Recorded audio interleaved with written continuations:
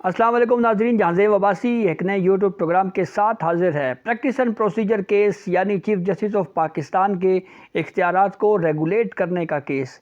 आज एक तवील हियरिंग हुई चीफ जस्टिस काजी फाइज़ ईसा की सरबराही में 15 रुकनी फुल कोर्ट की। इस कोर्ट प्रोसीडिंग में बहुत अहम ऑब्जर्वेशंस दी गई और कल तक इस केस की समाअत मुलतवी कर दी गई है। 9:30 बजे चलने वाला केस 6 बजे इख्तिताम पजीर हुआ और इस केस में 3 मरतबा ब्रेक की गई, वक्फा किया गया। इस केस की प्रोसीडिंग के दौरान जो हमने पहले भी देखा, बार बार ये सवाल उठाया जाता था कि master of the roster chief justice of Pakistan हैं और मास्टर ऑफ द रोस्टर के जो इख्तियारात हैं, पार्लियामेंट ने उन इख्तियारात को में कमी कर दी है। उन इख्तियारात को कम करने का इख्तियार नहीं था पार्लियामेंट का। ये ऑब्जर्वेशंस बार बार जस्टिस मुनीब अख्तर, जस्टिस एजाजुल एहसन की जानिब से दी जा रही थी, लेकिन आज जस्टिस मंसूर अली शाह और चीफ जस्टिस ऑफ पाकिस्तान काजी फाइज़ ईसा ने मास्टर ऑफ द रोस्टर वाला जो पूरी फ़िलासफ़ी है, जो पूरा फ़लसफ़ा है, उसका जो जवाब दिया है, बड़ा दिलचस्प और बड़ा अहम है।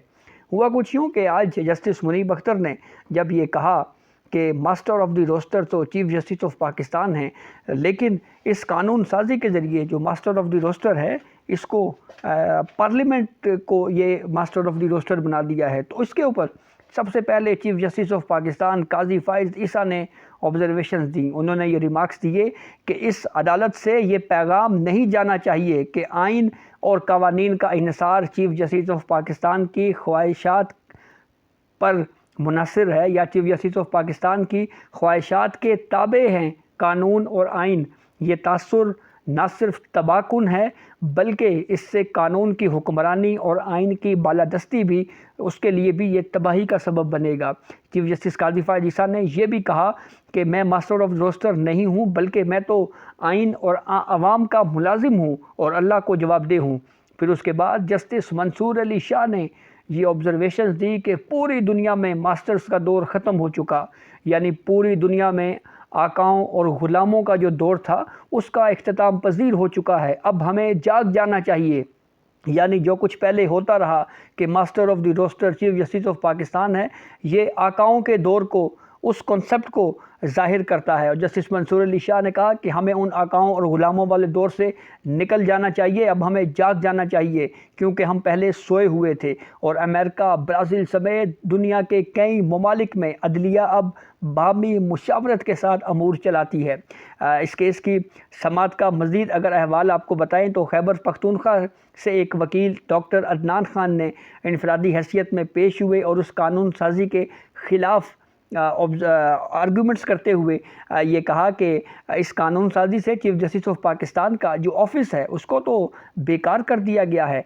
आइन के तहत इंतज़ामी मामलात में जो ड्राइविंग सीट पर चीफ जस्टिस ऑफ पाकिस्तान होते हैं, चीफ जस्टिस पाकिस्तान ने एक मौका के ऊपर ये ऑब्जर्वेशन दी। उन्होंने ये कहा कि इस पूरी सूरत हाल में ये जो कानून साजी है ये बहुत अहमियत की हामिल कानून साजी है और ये जो कानून साजी की गई है ये पार्लियामेंट की नेक नीयती इसमें शामिल थी। ये नहीं कहा जा सकता कि बदनीयती पर मुश्तमिल पार्लियामेंट ने ये कानून साजी की। और फिर उसके बाद चीफ जस्टिस ऑफ पाकिस्तान ने एक मौका पर जब सदर सुप्रीम कोर्ट बार एसोसिएशन के वकील आबिद ज़ुबैरी ने ये आर्गूमेंट्स करते हुए ये कहा कि अपील का हक़ देने के लिए तो 2/3 अक्सरियत चाहिए होती है, तो इसमें चीफ जस्टिस ऑफ पाकिस्तान ने ये कहा कि वकला बार का इलेक्शन लड़ते हैं, उनके लिए बड़ा मुश्किल होता है और यहाँ पे आके 2/3 अक्सरियत की बात की जा रही है। 2/3 अक्सरियत के लिए नंबर्स पूरे करना बहुत मुश्किल होता है। काफ लीग के वकील जाहिद इब्राहिम, जो कि फ़खरुद्दीन जी इब्राहिम के साहबजादे हैं, वो पेश हुए और उन्होंने इस कानून के हक़ में आर्गूमेंट्स देते हुए ये कहा कि इस एक्ट के तहत कोर्ट के जो आइनी इख्तियारात हैं उनमें कमी नहीं की गई और ये जो है इस केस से, इस कानून साजी से जो अदलिया है वो मज़ीद मजबूत होगी। और जिन दरख्वास्त गुजारान ने इस कानून को चैलेंज किया, किसी से भी ये नहीं पूछा गया कि उनका बुनियादी हक़ कैसे मुतासिर हुआ है। चीफ जस्टिस काजी फाइज़ ईसा ने फिर ये ऑब्जर्वेशन दी कि इस कोर्ट से ये पैगाम नहीं जाना चाहिए कि कवानीन का इन्हिसार चीफ जस्टिस ऑफ पाकिस्तान की ख्वाहिशात पर मबनी है, ऐसा तासुर और पैगाम तबाकुन होगा। और फिर मंसूर अली शाह साहब ने भी ये कहा कि आकाओं और ग़ुलामों के दौर ख़त्म हो चुका, अब हमें जाग जाना चाहिए। जस्टिस मुनीब अख्तर ने ये कहा जी कि यहाँ मास्टर्स आते हैं और चले जाते हैं और कोई भी सदा मास्टर नहीं रहता। चीफ जस्टिस ने कहा कि आइंदा साल अक्टूबर में एक और चीफ जस्टिस ने चले जाना है। वो अपनी बात कर रहे थे। उन्होंने ये कहा कि सवाल ये है कि जिन लोगों का आर्टिकल 184(3) के तहत किए गए फैसलों पर नुकसान हुआ, उसका अजाला कौन करेगा? हम जवाबदेह हैं, आवाम को, आम आदमी को। चीफ जस्टिस काजी फ़ायज़ ईसा ने यह भी कहा कि ये चीफ जस्टिस ऑफ पाकिस्तान जो है ये किसी की ख्वाहिशात की बुनियाद पर नहीं बल्कि आइन और कानून की किताबें हैं।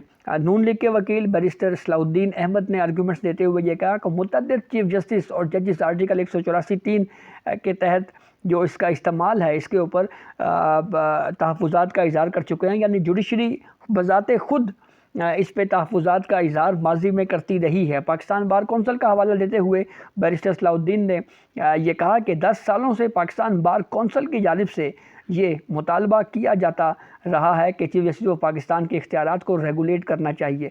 60 की दिहाई का हवाला देते हुए नून लीग के वकील ने कहा कि 60 की दिहाई से चीफ जस्टिस के मास्टर ऑफ रोस्टर के इख्तियारात को कम करके सुप्रीम कोर्ट के जो इख्तियारात हैं उनको बढ़ाया गया है।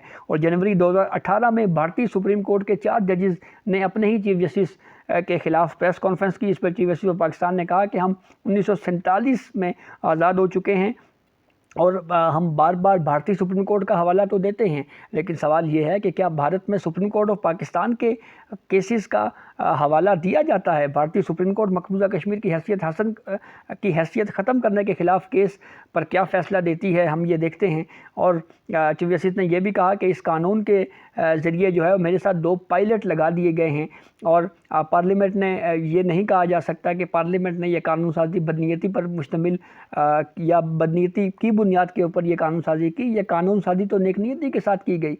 वकील नून लीग ने कहा कि कानून साजी जो पार्लियामेंट की कानून साजी है, अदलिया की खुद मुख्तारी को मज़ीद तक़वियत मिलेगी। एक मौका पर जस्टिस अतर मिनल्ला ने यह सवाल उठाया कि जिन केसेस में नज़रसानी हो चुकी है क्या उन्हें अपील का हक़ मिलेगा? ये बहुत अहम सवाल है जस्टिस अतर मिनल्ला का, क्योंकि ये चूरन सोशल मीडिया के ऊपर बेचा जा रहा है कि प्रैक्टिस एंड प्रोसीजर कानून में अपील का हक़ देने से कुछ पॉलिटिशियंस को फ़ायदा होगा। बिलखुसूस नून लीग की बात की जा रही है, मियाँ मोहम्मद नवाज शरीफ को फ़ायदा हो सकता है।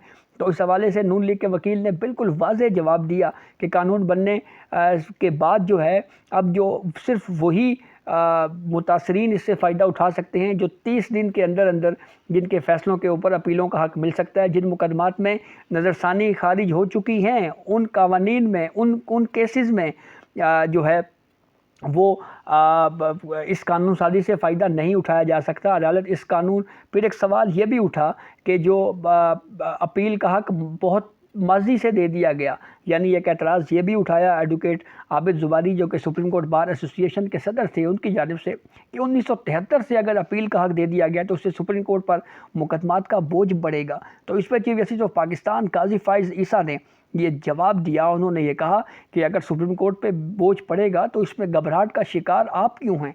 आपको क्यों घबराहट है?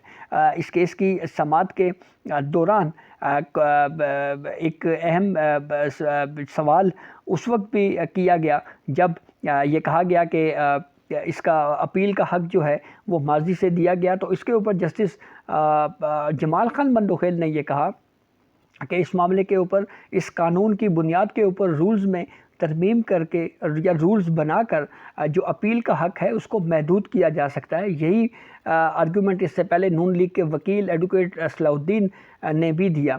और फिर इस मौका के ऊपर जस्टिस एजाजुल एहसन ने भी एक सवाल उठाया। उन्होंने ये कहा कि सुप्रीम कोर्ट का एक फ़ैसला है और उस फ़ैसले में ये कहा गया है कि जो रजिस्ट्रार का जो फ़ैसला होता है वो इंतज़ामी सतह के ऊपर होता है, उसको जुडिशल ऑर्डर की तौर पे कंसीडर नहीं किया जा सकता। तो ये जो 3 रुकनी कमेटी बनाई गई है इस प्रैक्टिस एंड प्रोसीजर कानून के तहत, इसका भी फ़ैसला इंतज़ामी सतह के ऊपर ट्रीट किया जाएगा। तो इसके ख़िलाफ़ फिर अपील कहाँ जाएगी? तो इस पर जस्टिस जमाल खान बंदोखेल ने कहा कि रूल्स में तब्दीली करके यानी जो सुप्रीम कोर्ट रूल्स 1980 हैं उनमें तब्दीली करके इसको रेगुलेट किया जा सकता है। इस मामले के ऊपर अपील का हक दिया जा सकता है। जमात इस्लामी और JUIFA के जो वकला हैं उन्होंने प्रैक्टिस एंड प्रोसीजर कानून के हक में देने वाले जो वकला ने दलाइल दिए उन दलाइल को अडॉप्ट किया है। यानी जमात इस्लामी और JUIFA के वकला ने सुप्रीम कोर्ट में पेश होकर ये कहा कि वो वकला जो प्रैक्टिस एंड प्रोसीजर कानून के हक में दलाइल दे रहे हैं उन दलाइल को हमारे ही दलाइल समझा जाए।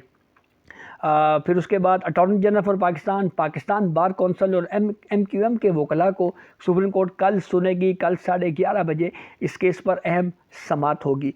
ये तो इस केस का पूरी डिटेल आपसे शेयर की। अब नेक्स्ट वीडियो में हम आपको बताएंगे कि आज की कोर्ट प्रोसीडिंग के दौरान कुछ कमराए अदालत में अहम वाक़यात भी रहनुमा हुए और फिर जजेस के आपस के दरमियान भी कुछ सवालात जवाबात होते रहे। तो ये नेक्स्ट वीडियो में हम आपसे डिटेल में इस हवाले से शेयर करेंगे। तो ये अब तक की अपडेट थी जिसे हमने आपको आगाह किया। बहुत शुक्रिया।